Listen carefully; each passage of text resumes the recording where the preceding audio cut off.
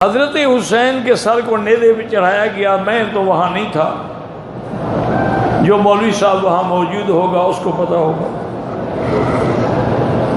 بہرحال مجھے پتہ نہیں۔ پہلی بات یہ ہے کہ مجھے سمجھ نہیں آتی، اب شیعہ کی روایات اور ان کے کثرت سے بیان کرنے سے ہمارے بعض اہل سنت بھی ان کی نقل میں بات کہہ جاتے ہیں۔ پہلے ٹھنڈے دل سے آپ بات کریں کہ جب کرب و بلا کا میدان تھا،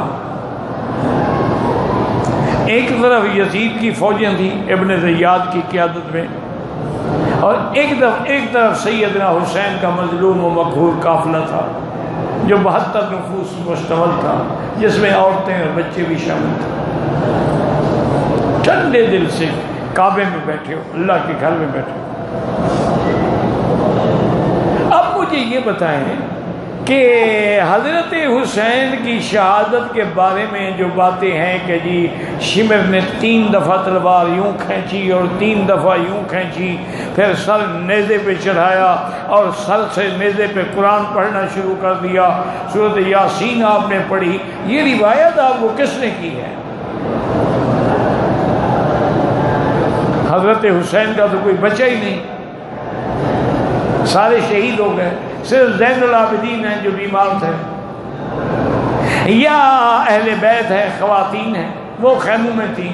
یہ روایت کس نے کی ہے؟ اگر یزیدی جماعت میں سے تھا تو اس کی کیا روایت قبول ہے؟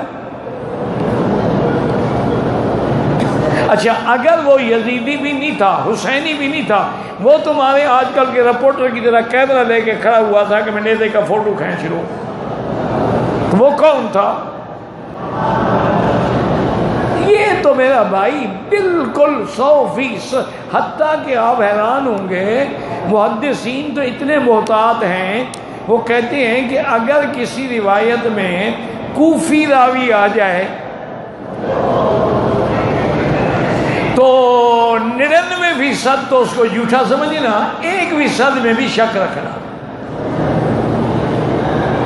تو اب ان کی روایت کو بیان کیا جائے، یہ تو محض محفل کو گرمانے کے لیے قصے بنائے ہوئے ہیں ذاکروں نے۔ تو ایک مثال مشہور ہے نا جی، ایک ذاکر بیچارہ کہیں پٹھانوں کے علاقے میں پھنس گیا، ان نے بلایا اس کو محرم کی مجلس پڑھنے کے لیے، پٹھانوں نے۔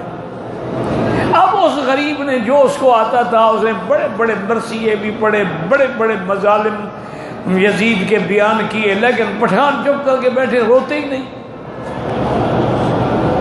اب وہ غریب ڈر گیا، اس نے کہا کہ جب تک مجلس میں یہ لوگ جب تک شیعہ رلائیں نا جی، پیسے نہیں ملتے۔ ان کا سب سے بڑا کامیاب وہی ہوتا ہے جو مجلس کو پھڑکا دے ایک دفعہ اور مجلس میں ماتم شروع ہو جائے۔ اب اس نے کہا کہ اگر یہ بڑی سخت قوم ہے، ان کو رونا نہ آیا تو مجھے تو پیسے نہیں دیں گے۔ تو آخر میں اس نے پھر یہی کہا کہ بھائی کتنا بڑا ظلم ہے کہ یزید ظالم نے حضرت حسین کی فوج کی نسوار بھی بند کر دی۔ اب پٹھانوں کو چوٹ لگی نسوار پر، اچھا نسوار کھوچے بند ہو گیا، اب رونا شروع کر دیا۔ اب کس نے نسوار کھانی تھی اور کس نے بند کرنی تھی؟ مقصد تو رلانا تھا نا، رلا دی۔ اسی طرح ایک ہوتے تھے شمسی، مظفر شمسی، شیعہ کا بہت بڑا لیڈر تھا، عطا اللہ شاہ بخاری کا عاشق تھا۔ شاہ جی رحمۃ اللہ علیہ کے دربار میں ہر قسم کے لوگ ہوتے تھے، کمیونسٹ بھی ہوتے تھے، دہریے بھی ہوتے تھے، شاعر بھی ہوتے تھے، عالم بھی ہوتے تھے، طالب بھی ہوتے تھے، اہل بدعت بھی ہوتے تھے، سب ہوتے تھے۔ شاہ جی مرنج آدمی تھے، ان کی مجلس میں سب بیٹھتے تھے۔ ایک بہت بڑے خطیب تھے، میں نام تو نہیں لکھتا ان کا، بتاتا ان کا، حضرت سے بے تکلفی میں کہنے لگا کہ حضرت میں نے سنا ہے کہ ملتان کے جوتے جو ہیں خود سے بڑے اچھے بنتے ہیں۔ انہوں نے ہاں بھائی ہے تو صحیح، ہم بلا لیتے ہیں کسی کو۔ ان نے کسی کو بلایا، موچی کو، اس نے حضرت کے پاؤں کی پیمائش لے لی۔ اس نے کہا حضرت ایک دن میں اچھی چیز تو پھر کم سے کم ایک ہفتے میں بنے۔ انہوں نے کہا ٹھیک ہے، میں ہفتے کے بعد آ کے لے لوں گا۔ جب جانے لگا تو دیکھو حضرت اجازت اگر ہو تو ہمارے اپنے گھر میں گائیں بھی ہیں، بھینسیں بھی ہیں، ہم خود اپنا خالص گھی بناتے ہیں، اجازت ہو تو میں آپ کے لیے کچھ گھی لے آؤں۔ اور میں کہا ٹھیک ہے، تم میرے دوستوں سے تو میں لیتا ہوں۔ وہ جب ہفتے کے بعد آیا نا جوتے دینے کے لیے تو حضرت نے اس کو خط لکھا کہ گھی لے کے آ جاؤ، جوتے تیار ہیں۔ اب ایک محاورہ تھا نا کہ گھی لے کے آ جاؤ، جوتے تیار ہیں، تمہیں مارنے کے لیے تیار ہیں، پہنانے کے لیے تیار ہیں۔ تو اس لیے ہمیشہ یاد رکھیں یہ باتیں ہیں، اختر کی بات کا لوگوں نے افسانہ کر دیا، ورنہ اختر کی بات کچھ بھی نہ تھی۔ حضرت حسین مظلوم تھے، شہید ہو گئے، اس میں کوئی شک نہیں، لیکن اب ان کی شہادت کو ایسا رنگ دینا کہ آپ کی بیویوں کا نعوذ باللہ پردہ نہیں تھا، بغیر پردے کے ان کو چلایا گیا۔ انا للہ و انا الیہ، انا للہ و انا الیہ۔ آپ کو پتہ ہے یزید کی بیوی تو کی قریبی رشتہ دار تھی، اس نے جب پتہ لگا کہ حضرت حسین کے گھر والے آئے ہیں تو اس نے تو وہاں سے ایسی چیخ ماری کہ یزید ڈر گیا، کیا ہو گیا؟ ہم نے کہا اہل بیت رسول کا یہ عالم ہے۔ تو اس لیے بہرحال وہ مظفر شمسی کہنے لگا، انہوں نے کہا کہ حضرت ایک مجلس میں بہت بڑے بڑے لیڈر آئے ہوئے تھے، اب سب نے قصہ بیان کر دیا کربلا کا، آخر میں میری تقریر تھی، کوئی موضوع رہ نہیں گیا، میں کیا تقریر کروں؟ آخر میں میں نے یہی سوچا کہ چلو جی میں پھر لاشوں سے شروع کرتا ہوں کہ حضرت حسین کی لاش کیسے اٹھائی گئی، نیزے پہ کیسے لٹکایا گیا۔ بہت لوگوں نے ماتم کو سنانا شروع کر دیا، کبھی علی اکبر کی لاش میں اٹھا رہا تھا، کبھی علی اصغر کی لاش اٹھا رہا تھا، کبھی حسین کے سر کو نیزے پہ لٹکا رہا تھا، کبھی حضور کے گھر والوں کو بغیر پردے کے یزید کے گھر میں دکھا، لوگ لوٹ پوٹ ہو رہے تھے، اور مجھے پتہ تھا کہ میں 101% جھوٹ بول رہا ہوں۔ اس لیے حضرت گزارش یہ ہے کہ ایسی باتیں نہ کیا کریں، یہ تعریف نہیں ہوتی، اس میں تنقیص کا پہلو نکلتا ہے۔ جو صحیح روایات ہیں وہ یہ ہیں کہ عبداللہ ابن زبیر کو جب قتل کیا حجاج نے، آپ کا سر مبارک جو ہے یہ باب اجیاد کے باہر اس نے لٹکا دیا کہ لوگ دیکھ کے عبرت پکڑیں۔ بی بی اسما ان کی ماں جب گزری، دیکھا کہ بیٹے کا سر ہے، فرمایا اچھا ابھی تک میرا سوار گھوڑے سے نہیں اترا۔ ان کے واقعات ہیں جو صحیح روایات میں ثابت ہیں۔ حضرت عثمان غنی کا 40 دن تک پانی بند ہونا صحیح روایات سے ثابت ہے۔ حضرت حسین کے بارے میں تو اختلاف ہے، بعض محققین نے تحقیق کی ہے کہ جب حضرت حسین چلے ہیں کربلا تک، پہنچتے ہی شام تک شہید ہو گئے تو پانی کب بند ہوا ہے؟ انہوں نے سفر گنا ہے کہ کتنا سفر ہے اور ایک آدمی ایک دن میں کتنا سفر کر سکتا ہے۔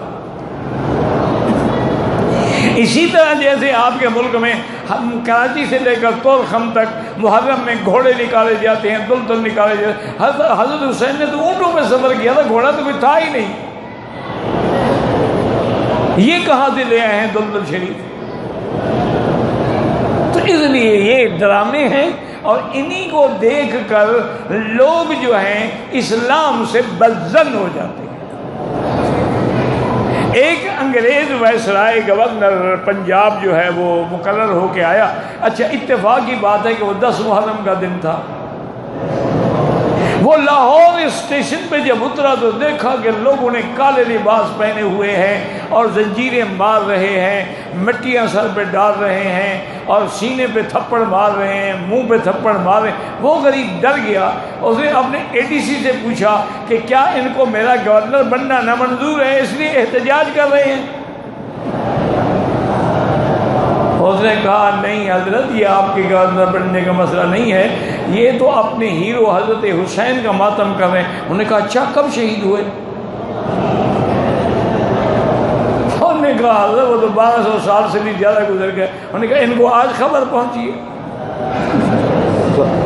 یہ آج جو ماتم منا رہے ہیں۔ انہوں نے کہا حضرت نہیں خبر تو ہے بس۔ انہوں نے کہا پھر اس قوم کو کبھی اقتدار نہیں ملے گا، یہ ہمیشہ اسی طرح مار کھاتے رہیں گے کہ جن کو اپنا ہیرو بھی کہتے ہیں پھر اس کا ماتم بھی کرتے ہیں۔ جب حسین شہید ہے تو شہید تو زندہ ہوتا ہے، زندہ ہوتا ہے اسلام ہر کربلا کے بعد۔ اسی لیے علامہ اقبال نے ایک شعر میں حق ادا کیا ہے کہ سرداد نداد دست در دست یزید، کہ حسین نے گردن تو کٹا دی لیکن ہاتھ کسی فاسق کے ہاتھ میں نہیں رکھا۔ سرداد نداد دست در دست یزید، حقا کہ بلا الہ الہ است حسین، اللہ کی توحید پہ عمل کر کے دکھلا دیا کہ ہم اللہ کو ماننے والے ہیں، باطل کے آگے کبھی نہیں جھک سکتے۔ کٹا کر گردنیں دکھلا گئے ہیں کربلا والے، کبھی باطل کے آگے جھک نہیں سکتے خدا والے۔ لیکن تعریف وہ کرو جو حق ہو، جو صحیح ہو، اپنی قصے کہانیاں نہ بڑھاؤ، نہ ڈرامے لوگوں کو سناؤ۔